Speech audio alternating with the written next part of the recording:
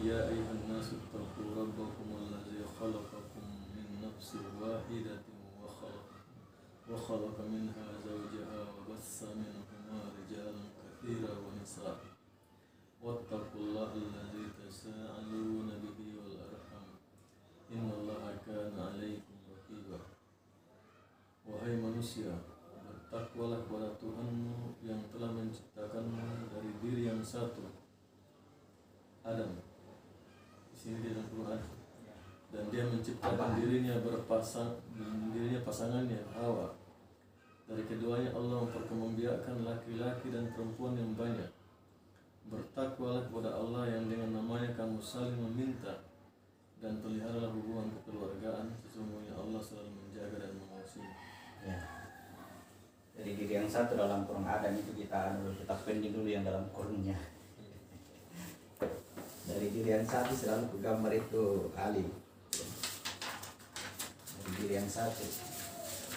Dari diri yang satu kan keadaan kita sekarang begini. Kita diciptakan dari diri yang satu. Jadi dari diri yang satu tidak jadi langsung seperti ini. Mengalami proses. Jadi, pertama itu keluar dari diri yang satu, aku keluar dari diri yang satu. Setelah aku keluar, diciptakanlah dari diri yang satu ini pasangan. Penting kita ketahui karena nanti proses kembali harus seperti itu. Kita buka dulu proses kembali. 7 ayat 29. Katakanlah, Ya. hai Muhammad, Tuhanku memerintahkan aku berlaku adil. Hadapkanlah wajahmu kepada Allah di setiap masjid, dan berdoalah kepadanya dengan mengikhlaskan ketaatan kepadanya. Kamu akan kembali kepadanya sebagaimana dia telah menciptakan kamu pada permulaan. Ya, jadi rumus kembali nanti kepadanya adalah seperti kamu penciptaan pada awalnya. Jadi kembalinya nanti seperti itu. Baru kita ketahui penciptaan awal. Nah, dari diri yang satu keluar aku. Tanda tanya semua, dari diri yang satu keluar aku. Nanti sudah aku keluar, dari diri yang satu diciptakan pasangan. Setelah diciptakan pasangan, ini tadi diri yang satu menjadi berpasangan.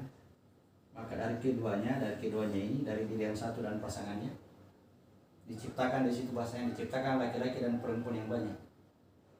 Jadi diciptakanlah semua yang berpasang-pasangan.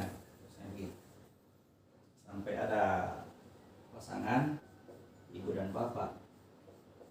Ibu dan bapak ini tugasnya membuat jasad laki-laki kita gambar, bisa juga jasad perempuan. Nah, proses masuknya aku udah sampai masuk ke dalam jasad ini diceritakan oleh kisah Nabi-Nabi.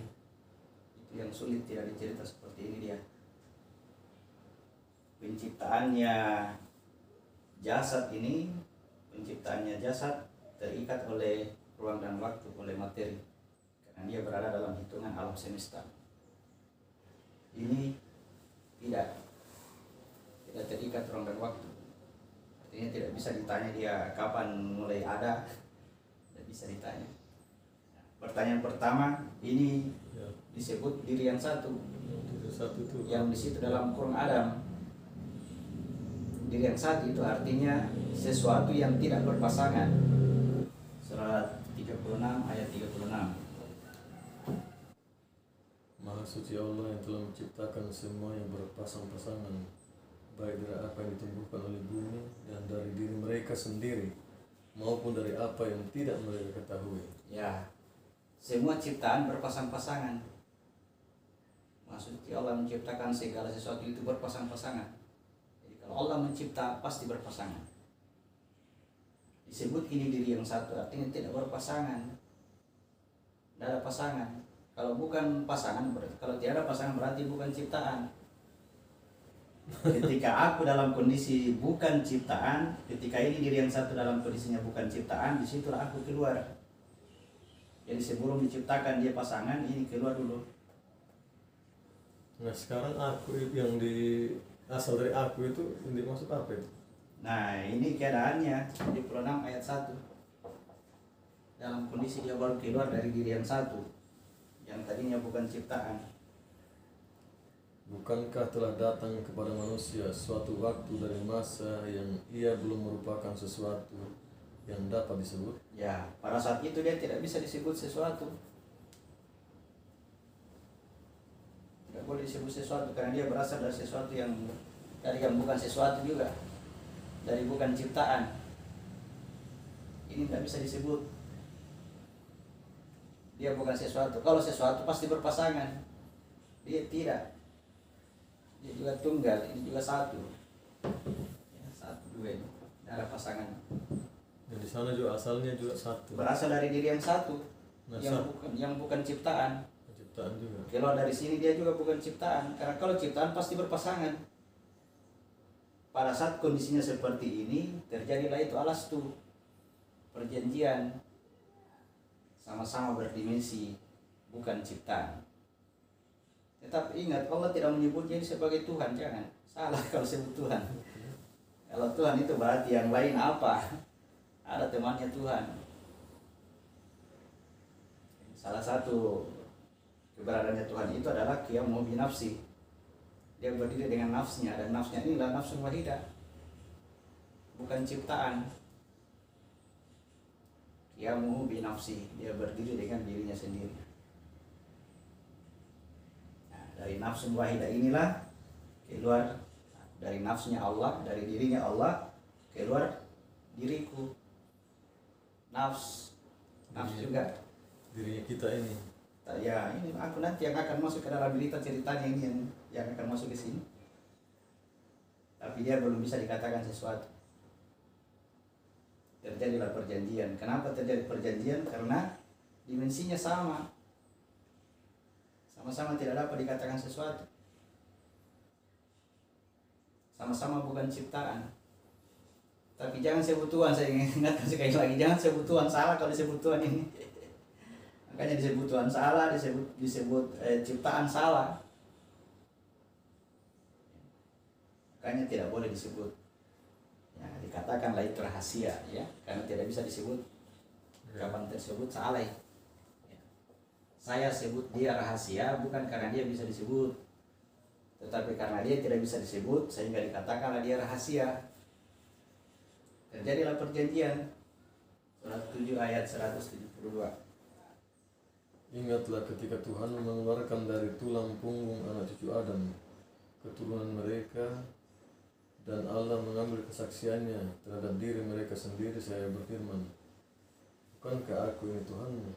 Mereka menjawab, betul, Engkau Tuhan kami. Kami bersaksi, kami mengeluarkannya agar di hari kiamat kamu tidak mengatakan sesungguhnya kami lengah terhadap hal ini. Ya, jadi bahasannya ketika tercipta dari Bani Adam, anak keturunan Adam, diturunkan dari sulbi mereka, jadi seakan-akan ini sudah bekerja, ya, kan terikat waktu dia. Kalau ini tidak, ya, ini tidak terikat orang waktu, kalau ini terikat, ya, seakan-akan ini sudah terpancar sperma dari bapak. Pancar saya gambar di sini.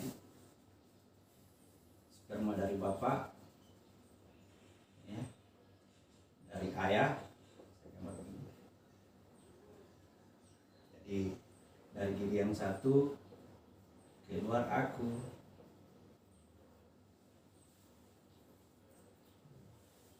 Ini perumpamaannya. Nah, ketika dia bertemu dengan ovum dari ibu, ada ovum sperma dari ibu, ini melakukan perjanjian, ya, dia bertemu dengan roh. Alastu bi rabbikum, apakah ini Tuhanmu? Ketika dia menjawab, betul, Engkau Tuhanku. Ketika mengatakan betul, Engkau Tuhanku, maka tadi sperma dengan ovum ini menyatu, akhirnya menjadi kepala sperma itu masuk ke dalam, ekornya ini mengelilingi lingkaran, menjadi cairan, menjadi pelindung bagi telur ini, yang pada ujungnya nanti dia akan menjadi air ketuban, air pelindungnya. Sebentar kalau dia keluar duluan gitu, nanti air ketubannya baru bisa keluar manusianya. Karena tugasnya ini ekor mengantar dan menjemput.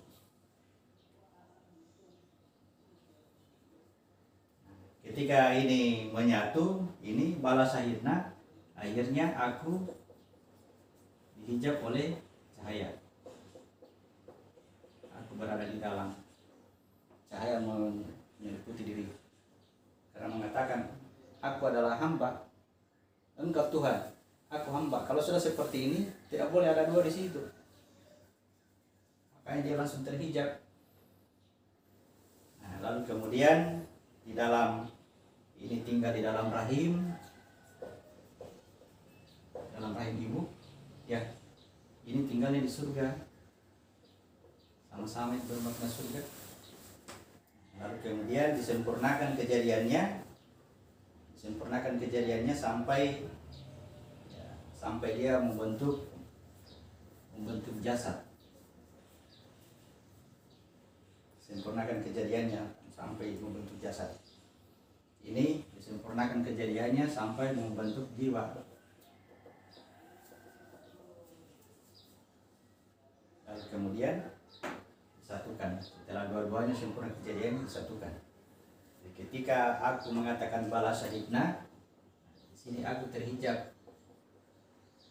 Nah, sebelum ini bahasanya ruh ditiupkan masuk ke dalam jasad, kata ditiupkan, di sini keluarnya. Jadi ini wilayahnya ruh.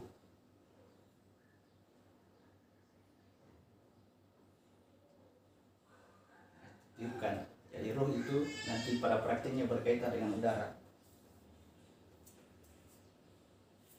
Tiupkan roh, bisa saja Tuhan bahasakan, aku berikan kepadanya ruh, boleh diberikan, ditiupkan.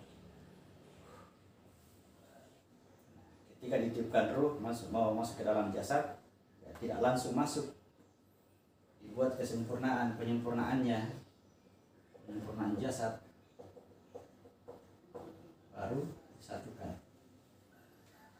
Nah, ini yang disebut dengan jiwa, yang paling dekat dengan jasad, yang paling dekat dengan raga jasad, ya, jiwa dan raga.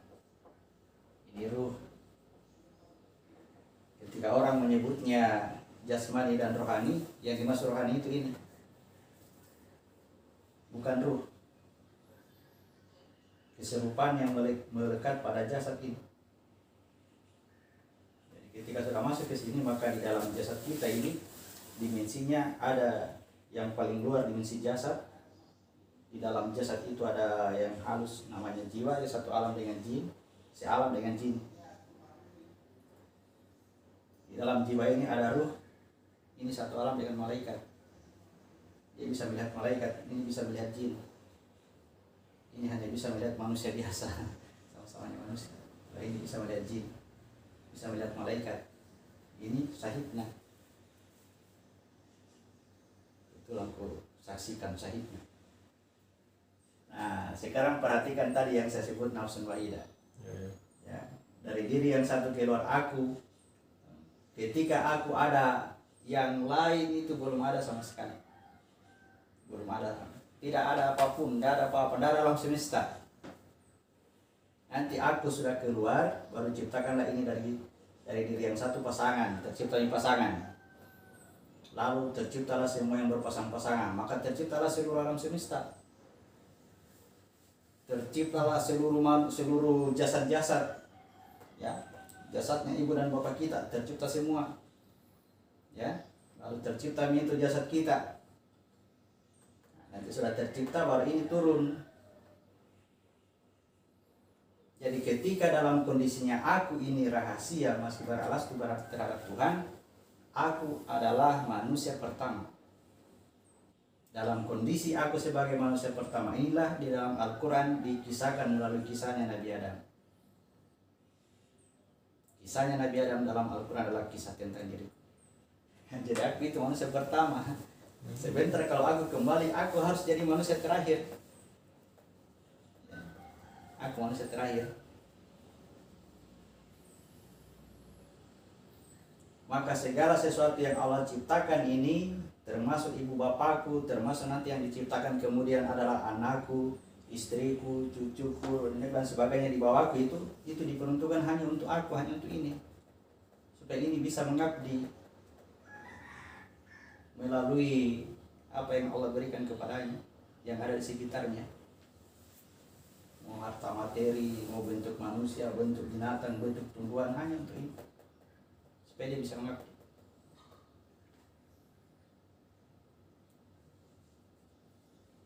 Jadi aku duluan ada, lalu diciptakanlah segala sesuatu yang berpasang-pasangan. Nanti pada akhirnya nanti ketika aku akan kembali, ini harus disatukan dulu kepada diri yang satu. Kalau tidak menyatu kepada diri yang satu, terkandas ke ini, tidak akan sampai ke sini. Kandas di wilayah ini. Dari diri yang satu tercipta seluruh alam semesta, terciptalah malaikat, terciptalah iblis, terciptalah jin, tercipta semua yang tercipta di sini. Itu semua hanya untuk aku. Maka ketika aku akan kembali kepada Tuhan, nanti harus disatukan kembali itu tadi. Mau iblis, mau jin, mau malaikat, semua harus kembali ke diri yang satu.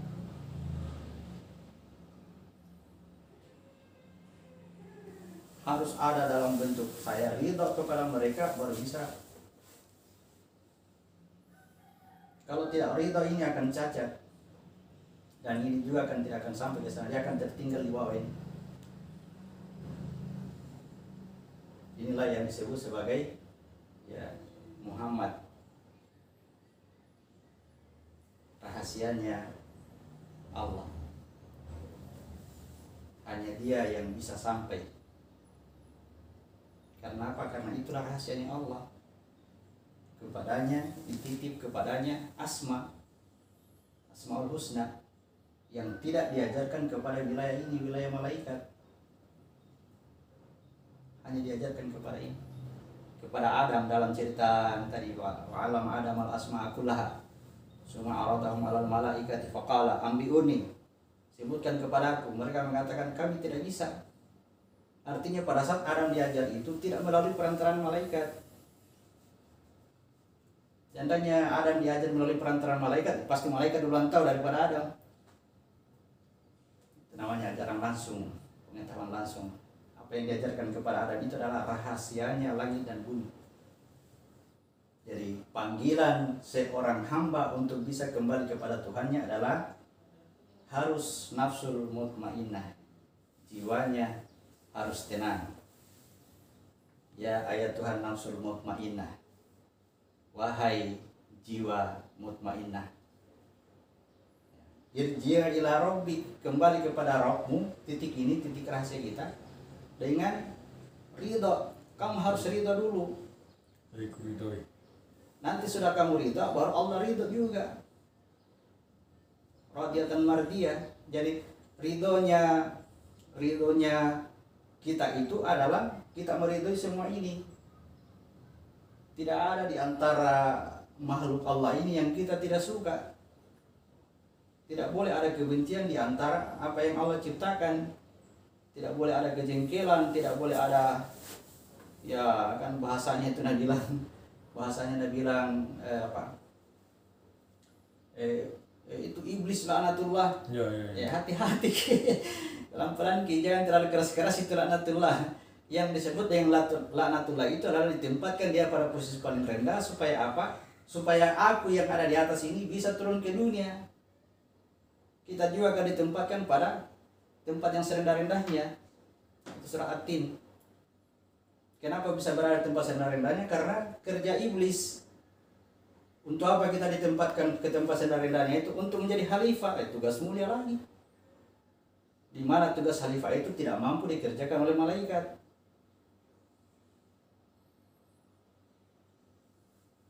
Tidak ada kebencian kepada iblis. Semua terjadi, diciptakan oleh Allah untuk aku itu dalam sebuah perencanaan yang sangat matang. Terus itu kalau dalam ayat yang katanya bilang setan itu adalah musuh yang nyata bagimu, itu maksudnya? Itu yang selalu menurunkan kita ke bawah. Dan setan itu berada di jasad ini. Kan ini aku yang ada di atas turun karena pengaruh ini. Ya. Dari diri yang satu muncul pasangan, muncul di sini hawa nafsu, hawa nafsu, hawa nafsu. Mereka di sini hawa nafsu. Itulah setan. Itulah musuhmu. Jadikanlah dia sebagai musuh. Mulai berperang. Begitu masuk ke atas ini, karena rahmatnya Allah, kita bukan takal, kita bertanya. Surat 3 ayat 199. Ini rahmatnya Allah itu Isa diturunkan sebagai rahmat. Maka berkat rahmat Allah, engkau Muhammad berlaku lemah lembut terhadap mereka. Ya. Seandainya engkau bersikap keras dan berhati kasar, tentulah mereka akan menjauh dari sekitarmu. Ya. Oleh karena itu, maafkanlah mereka, mohonkanlah ampun untuk mereka, dan bermusyawarahlah dengan mereka dalam segala urusan penting. Kemudian apabila engkau telah membulatkan tekad, bertakwalah kepada Allah, sesungguhnya Allah mencintai orang-orang yang bertawakal. Karena rahmatnya Allah, kamu berlaku lemah lembut. Seandainya kamu berlaku kasar kepada mereka ini tadi, kepada setan, kepada iblis, mereka akan menjauhkan diri dari kamu. Kalau dia menjauhkan diri, maka tidak akan ketemu di sini. Ini tidak akan lengkap ini diri yang satu ini tadi.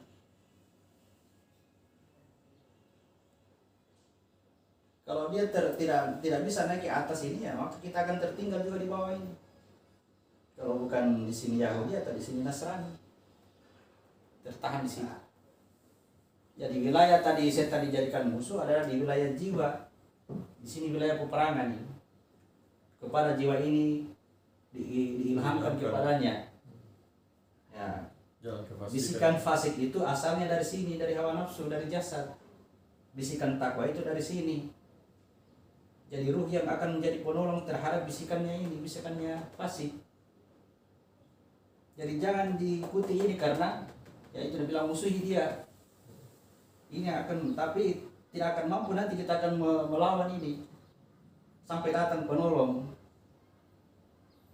Sampai datang ruh penolong, ya kita naik ke atas ini. Kalau di wilayah ini, di sini wilayahnya gejolak, wilayah perang. Talut dengan Jalut. Setelah dia keluar meninggalkan rumah dan anak-anak mereka, mereka meminta dicarikan seorang pemimpin untuk berperang melawan Jalut. Jalut itu kekuatannya hawa nafsu, yang padanya diberikan harta yang banyak. Sedangkan Talut itu diberikan ilmu dia. Kecil badannya tapi ada ilmu. Kalau ini besar badannya, punya harta.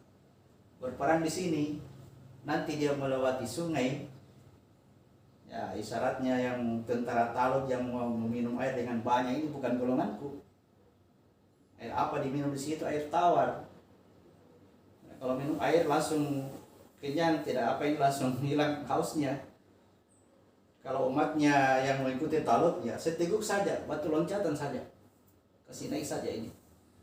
Tiba di atas, nanti dia katakan, pada hari ini kami tidak berdaya melawan tentaranya Jalut. Tiba di atas baru tidak berdaya. Di sini mau sekali berperang, di sini tidak mampu. Akhirnya datang pertolongan Allah. Karena ketidakberdayaannya lah sehingga dia menyerah kepada Allah, berserah diri. Datang pertolongan. Itu namanya karena rahmat. Di atas itu kampung rahmat, di bawah ini kampungnya maksiat. Jadi seluruhnya ini kalau kita perhatikanlah ini seluruh alam semesta ini. Itu saya katakan tadi, yang saya katakan kemarin. Coba perhatikan, ya.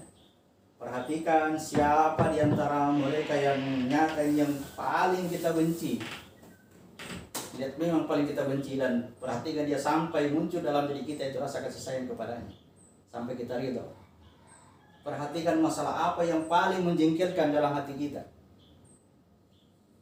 Sampai ada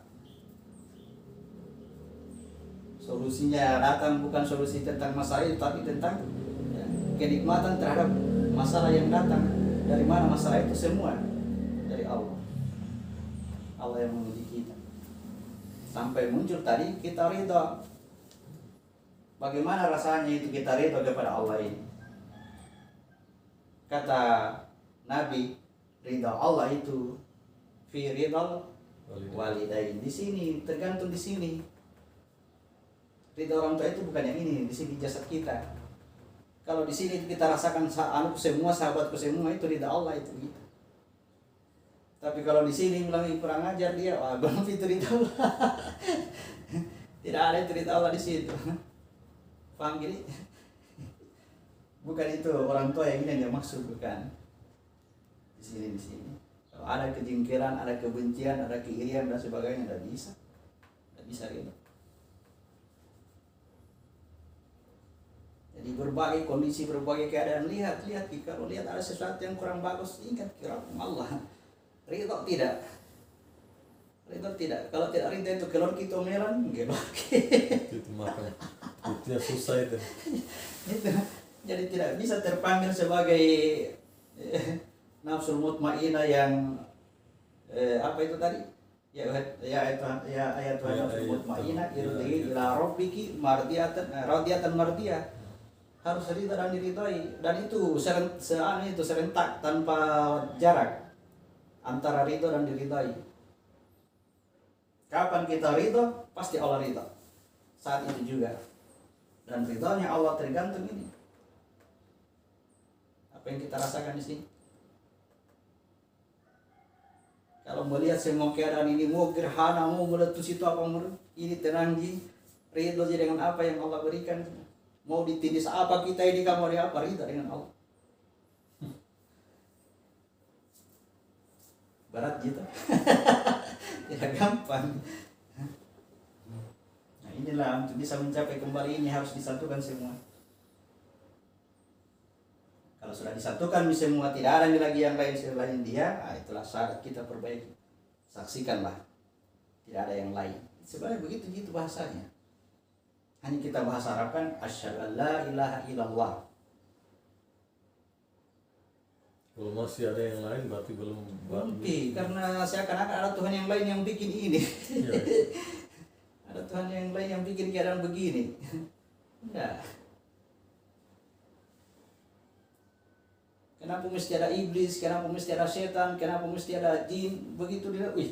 Mereka harus ada, kalau tidak bagaimana bisa jadi khalifah? Yang pasti sangat dimuliakan oleh Allah dibanding malaikat. Dan bisa jadi khalifah kalau tiada iblis. Tidak bisa menikmati surga nanti pada akhirnya, kalau tidak diturunkan dulu dalam penderitaan, dalam perjuangan, dalam kelaparan, kesakitan, kecapean, ngantuk dan sebagainya.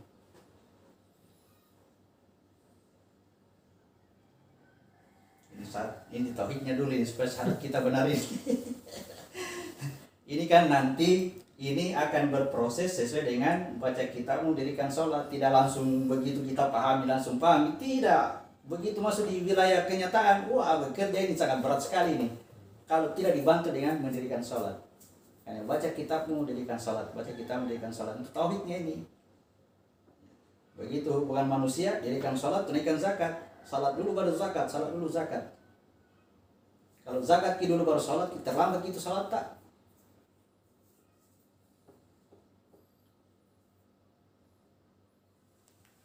Faidah qudiyati sholat fantasiru fil ardh. Sholat sudah ditetapkan, keluar maki, cari karunia Allah. Begitu melakukan tak harus ada sholatmu. Kapan tiada sholatnya, sia-sia di tadi ini. Nah kalau sudah ini nih, sudah lihat nih, nah, ini yang kita lihat ini. Sekarang tinggal ini. Selain dia, tinggal ini. Dalam keberadaan kita seperti ini, sebut dia utusan. Dia utusan yang menjadikan dia, yang kita baca kemarin, pada dirimu itu ada seorang rasul, berat rasanya itu penderitaanmu, dia mengingat sekali supaya kau baik. Karena padanya ada sifat-sifat baik, ada akhlak karimah yang pada diri kita ini terhijab atau dikuasai oleh hawa nafsu. Surat berapa lagi kemarin itu? Surat 7, surat 9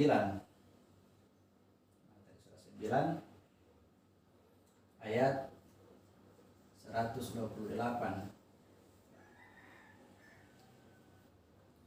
Sungguh benar-benar telah datang kepadamu seorang rasul dari kaummu sendiri.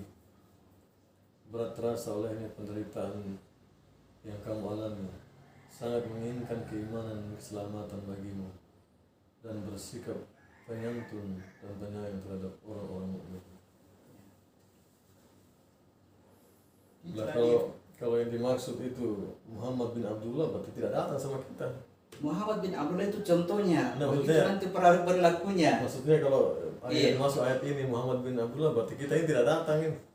Dia tidak datang sama kita. Bagaimana nanti kalau masuk neraka kita? Yang kita baca kemarin kalau masuk neraka kita ditanya sudah pernah datang Rasul? Pernah. Mana itu? Mana? Tidak ada. Mana itu? Dia hanya datang di orang kafir Quraisy, musyrikin Mekah. Dan datang sama di Indonesia. Berarti dia pernah kita datang. ini tidak ada yang masuk neraka nanti di surga semua. Karena Dia- tidak pernah datang Rasul. Dia tidak pernah datang di Indonesia. Tidak pernah datang Indonesia. Itu yang harus diketahui bahwa agama itu yang datang dalam diri kita, bukan yang datang di Indonesia, bukan yang datang di Arab. Di sana itu contoh bagaimana Isa ini dicontohkan. Wah, ini penderitaan luar biasa dia ini. Kasihan dipalu-palui di kayu salib untuk menggambarkan ini. Dipalu-palu di kayu salib, tapi ya dia sebut bilang diserupakan dulu tuh, diserupakan. Kenapa bisa diserupakan? Karena datang Maryam ke sana untuk menjemput itu sang ruh. Begitu Maryam melahirkan dia, keserupaan saja. Bukan aslinya. Bukan keserupaannya itu Yudas, bukan dirinya sendiri. Serupakan sebagaimana ini. Lagi kayak ini bukan, ini hanya keserupannya. Ini akan masuk ke dalam tanah, lagi akan kembali kepada Tuhan. Jadi Muhammad sendiri berkata, ya Allah tolong ini Muhammad bin Abdullah ya. Allahumma sholli ala Muhammad wa ala ali Muhammad. Begitu juga kata-katanya Muhammad. Ketika sholat, tolong Muhammad, tolong. Semua nabi-nabi tadi yang saya katakan ketika dalam kondisi turunnya ini, jatuhnya ke dunia, turunkan ke dunia, dia bermakna sebagai Adam, sebagai manusia pertama. Ini yang diperankan oleh Nabi Musa. Ini yang paling banyak ceritanya dalam Al-Quran kan ya. Peran terus sedikit gejolak, sedikit gejolak. Kasih begini Musa, kasih begini, pukul batu itu, karena ini yang jadi masalah. Kalau sampai di atas tidak nih. Meskipun itu Nasrani ketika mereka dibacakan ayat Allah, mereka katakan kami beriman, kami percaya kepada ayat Allah. Itu Nasrani karena sudah sampai di atas. Tapi bukan Nasrani yang kita lihat sekarang, yang kita sebut dia golongan Nasrani, bukan seperti itu modelnya. Dalam diri kita itu kita sudah memasuki wilayah namanya kebijaksanaan. Bijak menghadapi persoalan, tidak langsung naik emosi ya. Itu wilayah Nasrani, meskipun Tuhan itu masih gaib, gaib sekali, tidak tahu di mana Tuhan, masih gaib. Tuhan kita itu adalah ruh. Kita masuk pada ini Nasrani. Kalau di sini Yahudi, kesombongannya luar biasa. Merasa dia yang bikin, dia ini, wah, Yahudi. Nah, dengan mengikuti ajaran Musa mengajarkan kepada Islam. Jadi Yahudi itu pertentangan terhadap ajarannya Musa, bukan umatnya Musa. Kalau umatnya Musa pasti Muslim, melawan ajarannya Musa Yahudi, melawan ajaran syariat Islam Yahudi.